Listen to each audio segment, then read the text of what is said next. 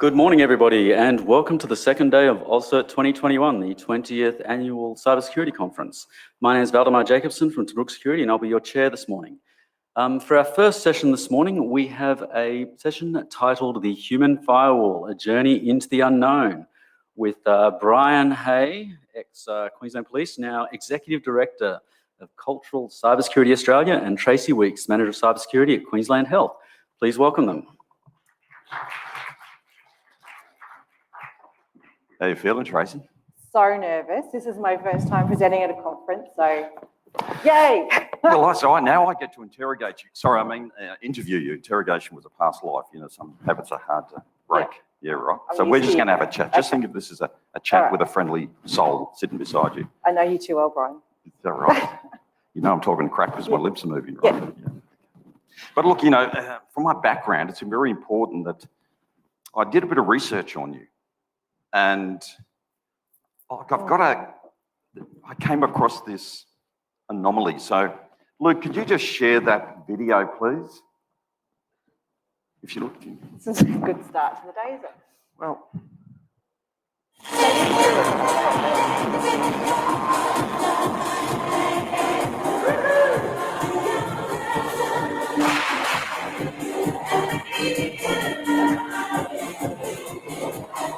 I know what's going to happen here.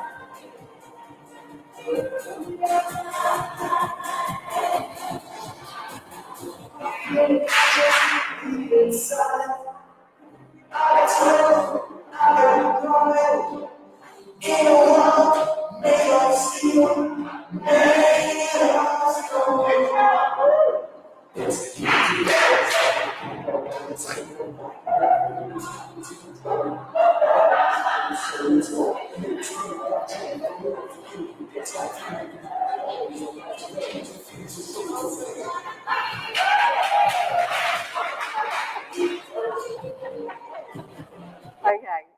What the hell was that? What happened? Firstly, can I just say, with a background in training, I always think every embarrassing moment we can find some kind of unique learning experience. We've got three we can pull from this. One, social media never forgets anything. So what you put up there or what other people put up there can come back to haunt you. Number two, if anyone wants to socially engineer me after today's session, just send me an email with the link in it going, how to get revenge on AusCERT co-host. That would probably work. I'd open that one probably right now. And actually, I think three is that lady that joined me in that dance. She is 70 years old. And so what I'd like to say is when I'm doing my training awareness programs, I like to have fun. I love to have fun. And I think that if you have passion for something and you're excited about it and you try and have fun, other people will come and join that journey with you. As you could see from Beryl getting up there and doing that dance with me. So thank you, Brian. That's a great way to start but that the actually, presentation. The first thing that went through my mind is, you know, boot scooting, line dancing, then it's sort of like another human version of mad cow disease. Oh my God, I'm line dancing tomorrow when I go home, yes. And you admitted that in front of 1,000 people in the audience. And they love it. All They virtual. do it. It's great. So tell me, how did you get into cyber safety and cyber security? Safety and cybersecurity. So the really interesting thing is I've been with Queensland Health for 27 years. Please don't do the maths. I started when I was 11. That's what I like to tell everybody because we don't want to reveal my age right now. But I actually come from an administration background and then moved into a training awareness background. So when an opportunity came up to work with information security, I was like, I'll give this a shot.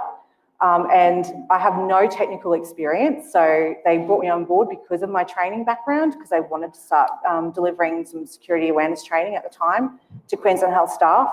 And they gave me a go, mainly because they thought I was a bit out there and a bit strange, and they thought I might bring something unique and different to the team. Well, in my limited experience, I suggest they've made the right choice. Yeah, it's been 10 years on this journey now, so. So it is a journey, and people are a journey. And it begs the question here. I see lots of words going around about cyber awareness, and I see lots of words around cyber culture. So how do you distinguish, or do you distinguish a difference between awareness and culture? 100%. So when we're talking about awareness, especially in the context of what we're doing, I like to think of that as what do our staff need to know to get their job done? So we have policy, process, governance. What are the rules that they need to follow to keep our organisation safe? And to meet that need, we've got our baseline cybersecurity awareness training, but culture is a whole nother thing. So what we want to do is move away from what they need to know and actually have them doing work that, they will actually call out other people and say, that's a bad cybersecurity behaviour or that's a good cybersecurity behaviour, and they're actually bringing those practices into work. Yeah, but probably one of the things for me, and I don't want to cast any dispersions upon my previous career, but there are, the difference between awareness and culture to me is we see that in Queensland, there's been a lot of media recently about a police officer pulling over a Victorian officer, and then there was a discussion, they let them go. That officer was aware of what the protest processes were. But does the culture reflect they didn't follow those processes and took another step? And was there a subculture that played to neither? And to me, awareness is one thing, culture is when it's more like an instinctive, intuitive behavioural process that becomes a standard, Absolutely. And I think as well, an organisation as large as the one that I work in the healthcare industry, there are many different subcultures as well. So some will already be good. There'll be some that aren't so great. We need to look at the organisation's culture towards cybersecurity as well. So we have a lot of learnings to do in that environment as well to try and create a program that's going to be so multifaceted that we can actually attack all those different elements. So is it a challenge to try and attack all those different elements at once, or do you focus on some core issues and expand out? Absolutely. It's like, how do you eat an elephant? One spoonful at a time. One spoonful at a time, absolutely. And this is a journey, like I said, we've been on for 10 years. So we've started out with our program and doing some basic work. I was there by myself in the initial part of that, and would spend a lot of time cutting out bookmarks and coasters and doing things like that. So now down the back there, I've got Kim and Devlin who have joined my team and have helped us to create some wonderful stuff that you'll see throughout the presentation today. So what have we got? Queensland Health's got about 100,000 people. Yeah, about 100,000. A complete diverse environment, rural, very remote. Rural, remote, and so many different disciplines as well. So how do you work with and making the priorities on what you're going to focus on, when and where? Yeah, that's a really great question too. So when we're starting out, obviously, we have our baseline e-learning program, which is a great way to get that standard training what everyone needs to know. And then we go out and we talk with all the different areas within our hospital and health services and actually try and understand their needs and then try and build some unique programs around that. A good example of what we're doing at the moment is working with the research team in one of our large hospitals who have some really unique challenges, and we're actually building specialised programs around their challenges. But isn't it more complicated for you because you've got a lot of autonomy with each health district, so they can choose to let you in or choose to hold you out? So we have to sell ourselves all the time. So the internal marketing program is just as important as the delivery of what you're trying to achieve. So not only do we have to create like a really cool and interesting program that people want to take notice of, we also have to go out and create a really cool awareness program and plan that we can actually then go out and sell to different areas and say, hey, look, this is all the cool stuff we've got to offer. It's in your best interest to bring us on board. So lots of presentations. Okay, so what's been the fundamental difference between you embarked upon this journey 10 years ago to now? And I'm not talking about the quality of and the diversity of the content, but more upon the influence and the steps you've had to take to get an audience inside a very large beast of an organisation. We really had to sit down and work on an operational plan. That was probably a good key element. So we had to know where we were going, and then we had to bring other people on that journey with us. So we had to go and talk to executives and board members and talk to them about why this was so important to them and why it's so important to their staff to go on this journey. So you actually had to convince them this was in their interests. 100%. And have you seen an accelerated change in their adoption or acceptance of what you're saying between now and 10 years? And you might say yes, but can you share that the first 3 years, this was a key point that we moved on? Yeah, the first 3 years was really just going out and doing really ad hoc presentations. So, and some of you may be there at the moment. So if you're trying to put a program together, you might be going out and just talking to whoever is willing to listen to you. I know I've done many presentations where I've sat in a room with just 1 or 2 people. And then I was like, this isn't working. We need to try and get more people involved. And then we started talking to our line managers and doing presentations for our line managers, because when they saw value in what we were teaching, then they would actually go back and encourage their staff to come along. Because none of our stuff in this respect is mandatory. It's a choice whether they come. So we have to sell this. It's really interesting you targeted the line managers, because I see one of the fundamental faults in many organisations is they get the executive and the board on. And then you get they're focusing on ground zero, but the line managers get left out. And if you don't embrace or suggest all levels of the organisation, you're never going to grow and achieve as much as you want. 100%. What was really interesting for me as a burnout cop, well, no, I'm a burnout cop now, what was interesting for me when I was a cop, was the most influential people. As a detective superintendent, operational commander of fraud and cybercrime, you would think, have some authority to direct certain actions and certain things to be done. But I found it was the senior constables and the sergeants at the lower, that line manager position, that were absolutely far more influential than I was. Absolutely, because they're in control of most people's daily work. So they make the decisions on what people do and don't do during their day. So obviously they're taking direction from their executive and senior management, why it's so important to get out there, engage with our boards and our leadership teams. But then again, to have those meetings and those presentations with the senior leadership team, so they can actually go back and say, look, this is actually a value. What they're teaching is going to protect the information in our care, and it's going to make our lives a little easier as well. And that's a key message that we always try and push. So you find yourself stalking, sorry, wrong word, doing intelligence research on the target audience, a particular hospital, a particular location, find out who's who in the zoo, what their nuances are, preferences, doing some sort of intelligence background work before you go in and say, hey, I'm Tracy and I'm amazing and I've got a story for you. Yeah, absolutely. We've had some cool... So you just admitted to everyone that you stalk people across Queensland Health. Absolutely. It's my favourite thing to do. No. For those listening, no, I definitely don't do that. Yes. We've actually had some cool opportunities where we've actually got to go and do physical security audits of different facilities as well. That's been fantastic to actually learn about the actual issues that are occurring within different hospital and health services, so we can go through and see how far we can get into different places, what information we can find, and then being able to take that information back and say, look, this is actually what's going on in your facilities, and this is how we can create a tailored program to suit. You know, I was at AusCERT, I think it was on the virtual event last year, and this young man got up, and I'll claim the fact I'm getting old. I don't remember his name, but he made a very poignant pitch, and it was all about, for an organisation, do you want compliance to be your floor or your ceiling? And too often in organisations, I see they've got an online training module they must do once a year. It ticks the compliance box, and in terms of making a meaningful difference, zero. Yeah, absolutely. And I've gone into those organisations, and I've questioned and interviewed people about their ability to recall and understand and know what they should do, and it's virtually zero. And I say to them, listen, if that's all you've got, a mandatory online training program, you've got to head up your clacker and you need to embrace your people, because you might tick a box, but it's making zero difference. And what is it you really want? So what do you think about an online training program? Look, so I've been doing this for a long time, and I'm not saying I always get it right. So our very first training module was about 40 minutes, and I can talk about it because I created it, and it was compliance-based, and I crammed everything I thought they had to know into this 40-minute training session with about 20 very difficult questions, because I wanted them to know everything they needed to know and come away from it. How do you think that went down? Not so good. We got a lot of unhappy staff going, I don't want to do this, why do I have to do this? So we go, okay, we need to change what we're doing. And as you saw from the beginning of this session, I like to do things that are fun. So we went out and did a whole lot of research, and I came across, has anyone out there seen the Airbus cybersecurity videos before? Yeah, some have? They are fun, and I kept watching them over and over and over again, to the point where I went, if I'm willing to sit here and just watch this over and over again because they are fun, it's all, if you haven't seen them, they are really cool little scenarios. There's no talking, it's just actions and music and explaining different cybersecurity issues.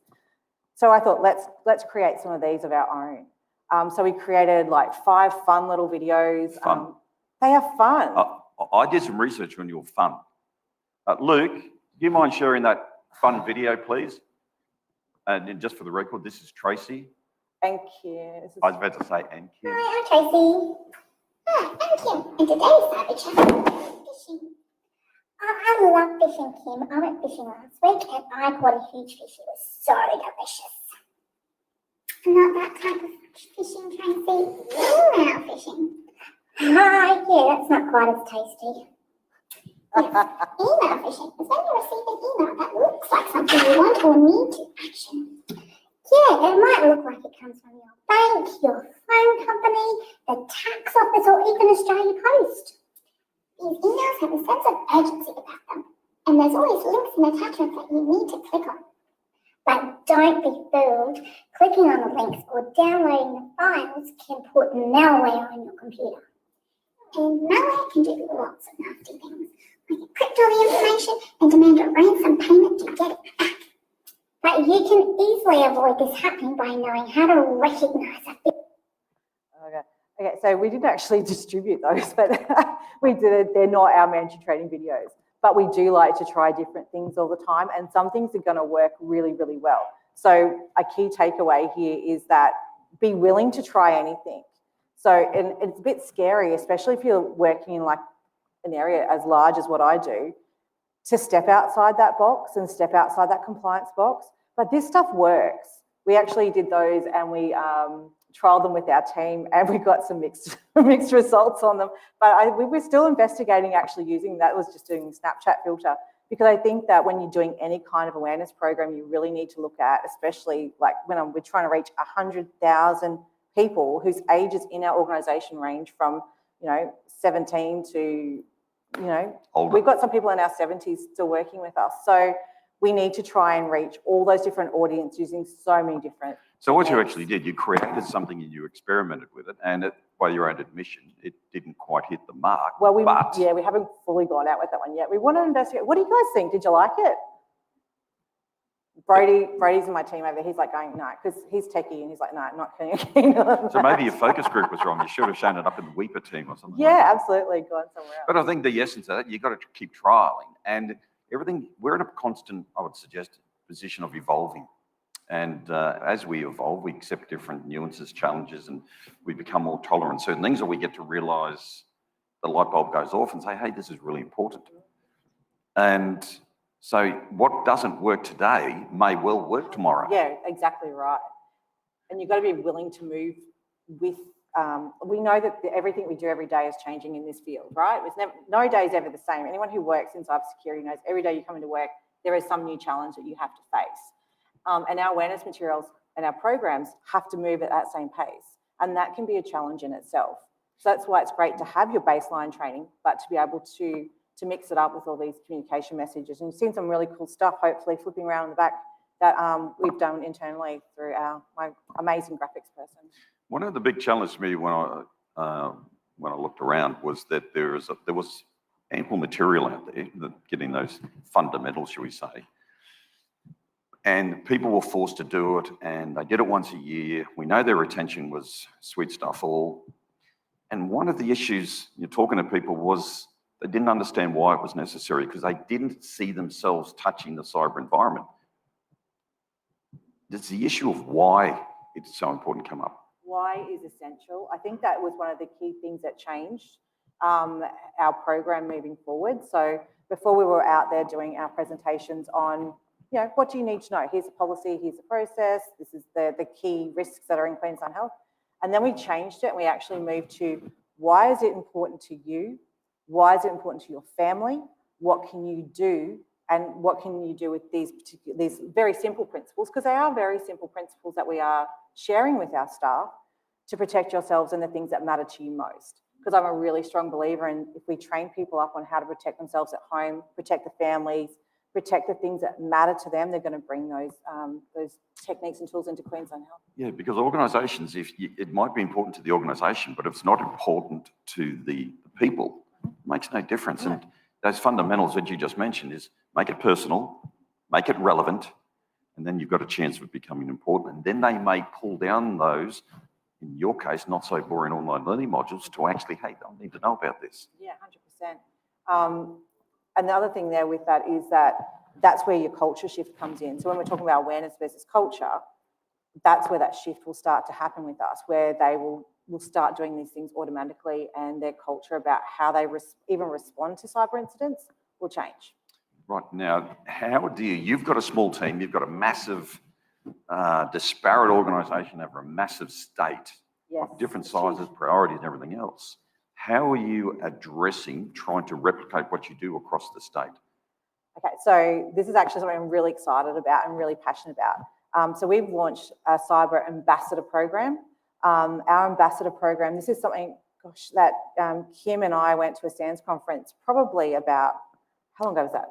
10 years ago, probably right when I started my career. I was like, I want to do this. So the ambassador program is all about getting people on board to help share our messaging.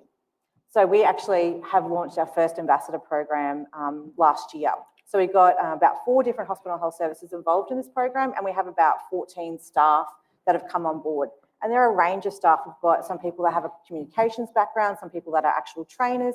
We have some nurse educators, people who work with the graduate students coming in. So we put them through a 3-day workshop. Now, this was supposed to be face-to-face.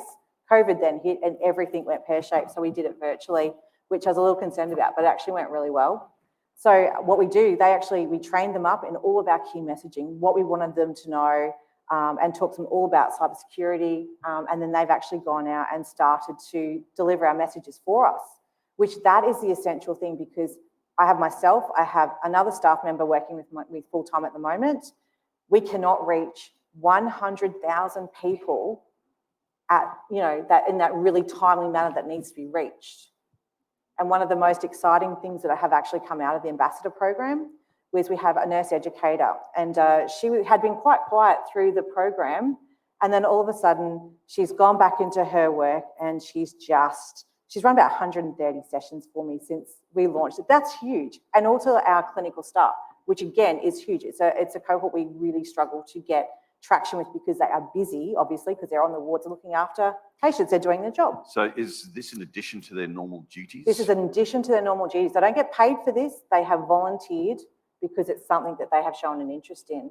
So it's great for them to develop their careers if they're looking at doing more work in the awareness field, or if they just want a little change to what they're doing. Emma went out. Her name's Emma. She's fantastic. And she actually emailed me and said, hey, Tracy, I've just had the best win today. And I was like, what's that? She said, went out and I did a training session with some nursing staff, and I just got an email back from the nurse unit manager who said, we've just stopped a potential ransomware attack on our hospital. Because of that really timely session they had, one of their vendors had been compromised, and they had actually gone through and sent an email back to this nurse unit manager, and she was about to click on the link and open it up when she went, oh, some of the things Emma told me are in this email. And so she stopped, and she got that email assessed, and it was a ransomware email. So, and which could have had a massive impact. And then she got an email from 2 other staff members in that team who had also attended that presentation that got the same email. That's brilliant. Yeah, so that for me is the whole core of why I do what I do, and why the ambassador program or something like that, if you can implement something like that in your organisation, it's phenomenal. We're about to run our second one at the end of July, and we've got people from all over, not only different hospital and health services getting involved. We also have people from our service desk getting involved as well. So it's really exciting. So I think you said you started out with 4 hospitals 4 as your target. Yes. Have you found that the word or the positive messages have started to emanate, and now others want to jump on board? Absolutely. And some of those key stories like we're getting from people on the ground who are now out there delivering training on our behalf, which is amazing. Those stories are going through our different boards and executive meetings. They've heard about it, and now they're jumping on board, and they say, we want to be a part of this program, and they're really willing to support their staff, taking time out of their work to come in and get these messages across to their staff. I mean, do you think since commencement of COVID, we know the attacks upon the healthcare sector have increased 200%. Is there a greater deal of more awareness, and that we've had some very recent issues in health in this state? Is that actually bringing more opportunities for you or more work? Don't they go hand in hand? Well, I'm asking you, are they mutually exclusive, or No, I think they go hand in hand. Yeah. So I have actually seen in the last 6 months, probably actually since COVID hit, the want for people to get cyber awareness has actually increased tenfold.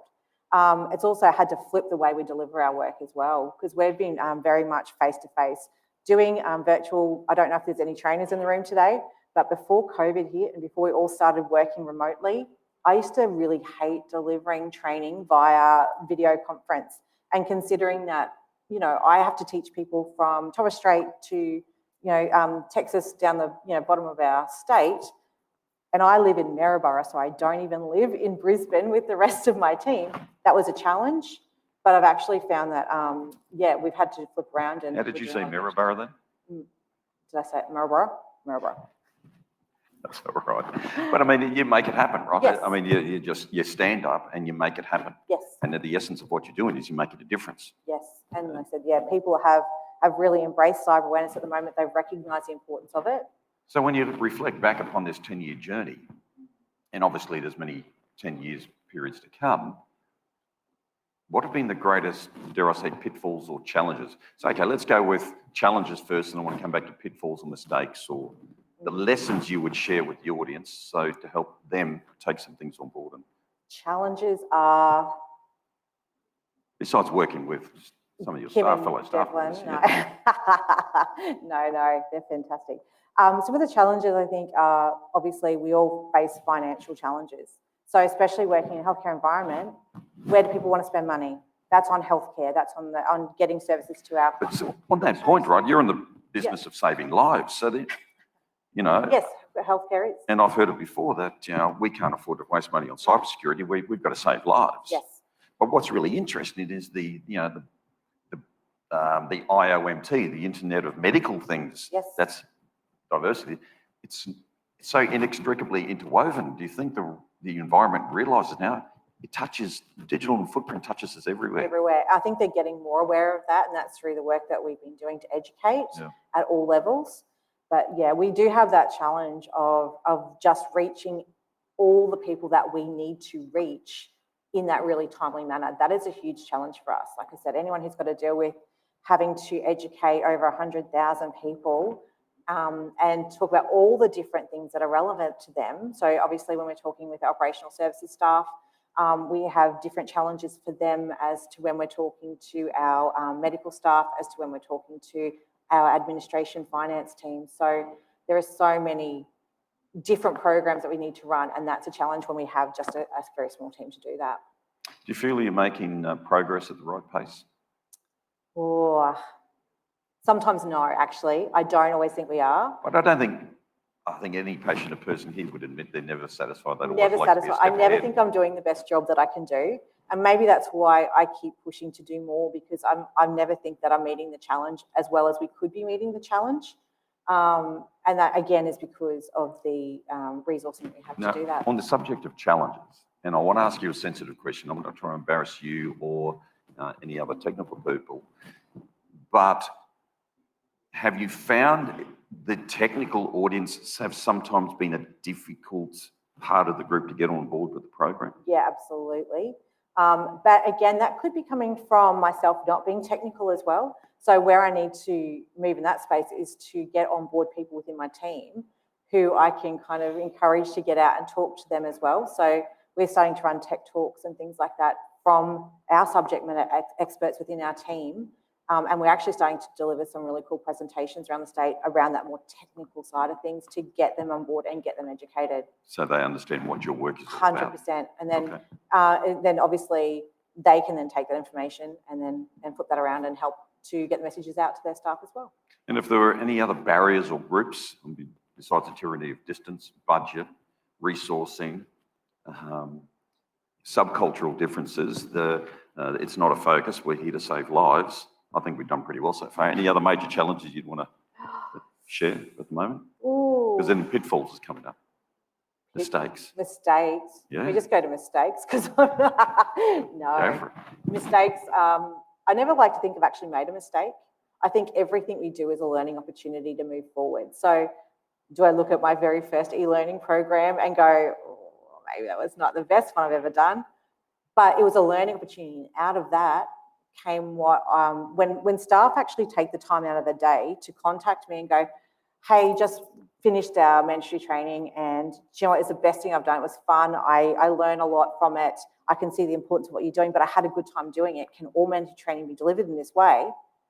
Then I'm going, you know what, whatever I did wrong in the first place, that was a learning point to get me where I am now. And I think one of the key things is don't be afraid to try something different, to step outside that box. Well, I'd almost argue, wouldn't you, you're required to step outside the box and you're required to do things differently. It can Don't be you a have to hard thing. constantly evolve? I mean, how important is diversity and variety in this space? It's incredibly important, but for anyone who works in a government organisation, especially one as old as the one I work in, it can be hard to challenge what needs to be done. So it does take courage, I think, to go, I'm going to try something a little bit different today and I'm going to see how far I can get with it. I've thrown some ideas out there that really fell quite flat, so but you've got to put it out there to see how it will float.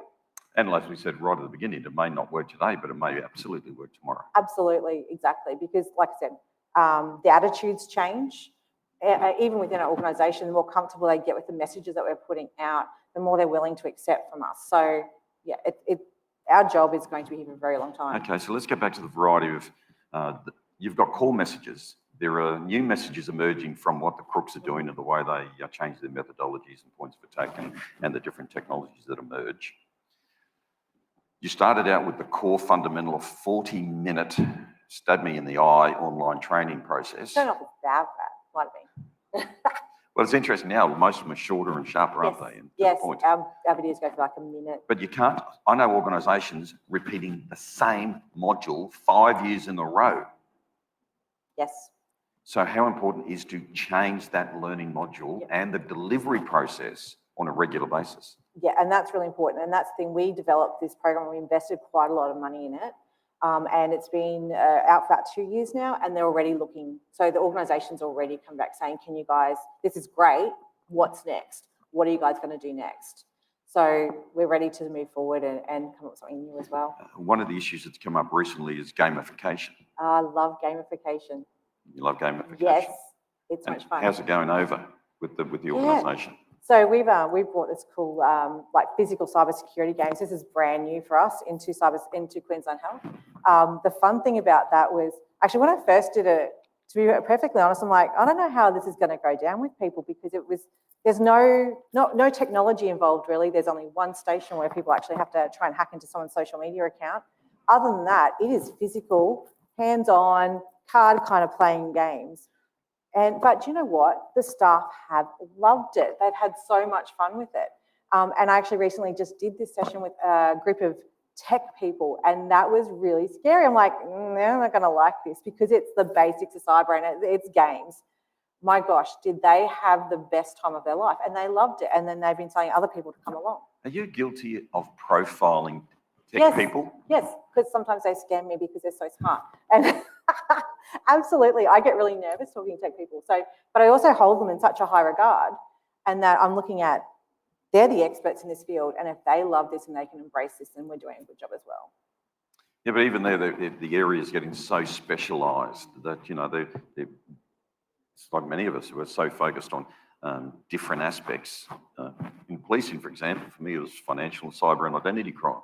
I had been in the drug squad 15 years earlier, but I wasn't up to speed at all with the latest techniques of drug production, distribution, and the way they're embracing, different parts of that process around Australia. But I'd imagine it's the same with technology. So, yeah. But I see you sitting in a position where you've got a more holistic view of the greater structure of the organisation than someone just purely in a tech role. Yeah, we can see it from the end user's point of view.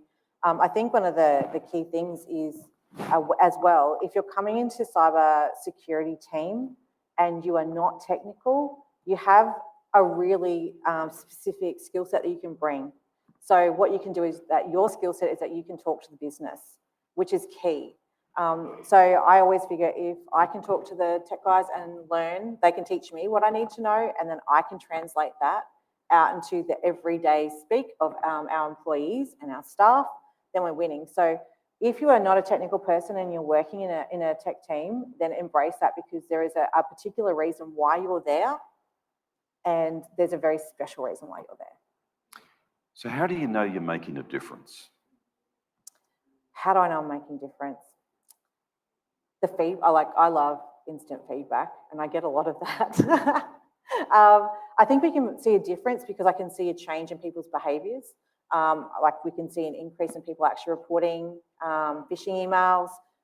We can see a higher engagement in the work that we're doing. So instead of me going out and selling my wares all the time, I have actually people coming to me and going, hey, Tracy, I've heard about this from X, Y, and Z. Can you come and do some work for us? But I think would it also not come back to the point you've actually had to do, by the sounds of things, a damn lot of work on establishing communication pathways across the state, across the business at different levels. A lot of relationship buildings. And basically, we do have our awareness plan, which has all of our core elements and all our core activities that we want to deliver. So we have all our set stuff, and then we have to get that out to all the different areas across the state. So how important is it to stop, pause, reflect, to see what you've done, and then celebrate that and share that with the organisation? Yeah, and that's quite funny because we do have an operational plan that gives us 3 years worth of where we are now and where we want to be. And when you get to the end of each year, it's really important to stop and actually, because you get so caught up in the work that you're doing and making sure you're getting your messaging out in that really timely, consistent fashion, to sit back and go, wow, this is all the stuff we've done this year, but this is all the stuff we still have to do. So having an operational plan is an absolute key thing. And I'm not sure how many different areas actually have one of those in place.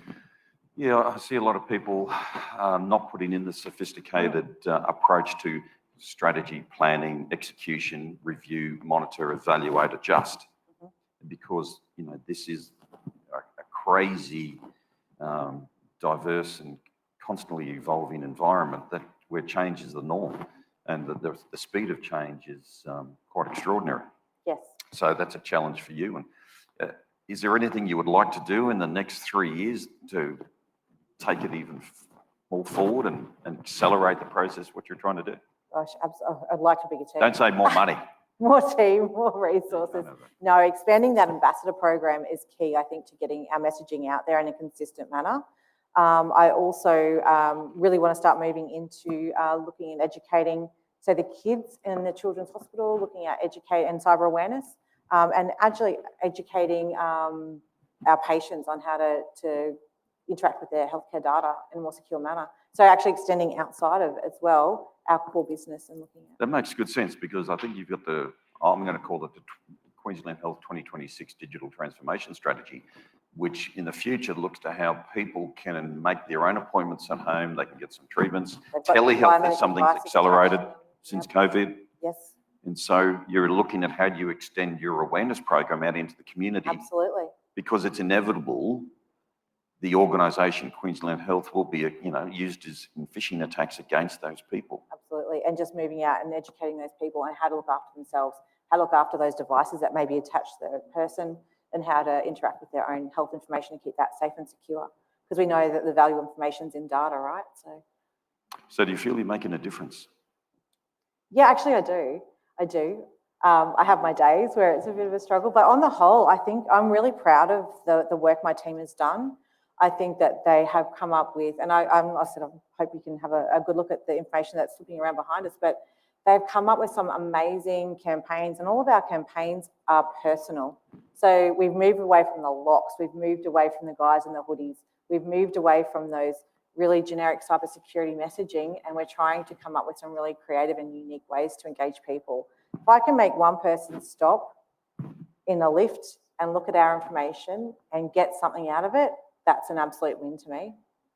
Now, when you're trying to win over the regions and the district hospitals, how important was it to review their strategic and operational imperatives and align what you were doing to try and convince them? We have to do that. That you're working for them. Yeah, that's exactly. We have to do that. I have to make everything we do align with our hospital and health services deliverables and our organisation's deliverables and Queensland Health deliverables. So there's a whole lot of different plans that have to go into making our work relevant and relatable to what they're trying to achieve, especially in this digital space. Right. Do you think sometimes that's a mistake that might get made by people? Yeah. So if you actually said to the audience one or two things that they should take away from today, as we wind up, as Fancy Pants here is going to They're telling us it's time to go. Yep. So don't be afraid to step outside the box. If you're running an awareness program, don't be afraid to try something that is different. That is an absolute key. And definitely start working with your executive leadership teams, your senior leadership teams, and creating some really cool messaging that might get out there and cut through all that noise. Tracey Weeks, Queensland Health, thank you very much for sharing your insights. Brian. It's been brilliant. Thank you. Awesome. Thank you. Thank you. It's been brilliant. Thank you. Thank you. Thank you, Brian and Tracy. On behalf of the conference, Oh, thank you so much. we're pretty much out of time, but there are a couple of questions people would like to ask. If Tracy can take a second. Oh, sorry. I'm not It's all going for there. you. Ah, Just a couple. Well, there's actually a whole heap, but I'm just going to pick a couple here which are quite interesting. Where was I? There are so many I had to have a look. Oh yeah, so one of the earlier ones and one of the more challenging ones, it seems to be that the program's really kicked off and working quite well now, and you've actually got people coming forward and actively volunteering as ambassadors. But how have you been getting people to volunteer as ambassadors? Yeah, so we've actually had to engage with the management teams and say, do you have some people in mind that would be interested in this program?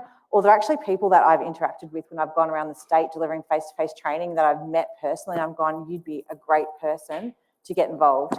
So moving forward, though, we're looking at making that more of a expression of interest and actually putting it out there and getting people from all different facets of the organisation to get involved. We've actually got a director of allied health that's involved in our ambassador program, and we use that person. They can actually distribute messages through their meetings and things like that. So it's a really cool touch point that we would normally not have had access to. So you've basically been tapping people on the shoulder and directly engaging people who you thought were going to be a really good fit and be actually fantastic. Okay, that's interesting to see. So somebody's actually they think it's great making the messaging really engaging. But do you think making light of it downplays its importance and people miss some of the criticality? Yeah, do you know what? Initially, I thought that could be a challenge, but the feedback that's actually coming back from our employees when they're actually looking at this information has been the most positive stuff. So we actually get emails from people like our nursing people, clinical staff, who've actually just taken the time out of the day to go, just saw your poster on this, just saw your little video on phishing or USB security, whatever it might be, and I loved it. So I actually think that it's working and I don't think it's downplaying. And they've actually made a statement where they said, I understand the importance of what you are selling to me, but I really appreciate it being done in an engaging way. So that's actual feedback that's come through. Fantastic. Yeah. And the last one I'll ask out of this list is, given the team that you manage and its broad remit, how do you strike that balance of being both friend and foe, given you've got both audit responsibilities as well as this training and outreach capability? I do believe that so we are selling a serious message, and sometimes it can be a scary message as well. So when I'm going out there and I'm selling it, it's more about why is this so important to you? So why is protecting Queensland Health's information important to you? It's not about the technology. It's not about that. What can you do? So I think making it personable, and let's face it, I'm not an overly scary person. So I think they take the messages pretty well from me. But yeah, it's all about just spinning that message and making it, turning it from that scary message or that, you must do X, Y, and Z to why is it important that you do X, Y, and Z? And why is it relevant that you do X, Y, and Z? Great. Well, thanks again. I'm sure Tracy will be here for a while, and Brian's here if you want to actually give him a bit of a rib. Pity I didn't get to see your fishing rod, Brian. I've heard about this, but maybe next year. And yes, thanks again. Thank you. Please thank Brian and Tracy.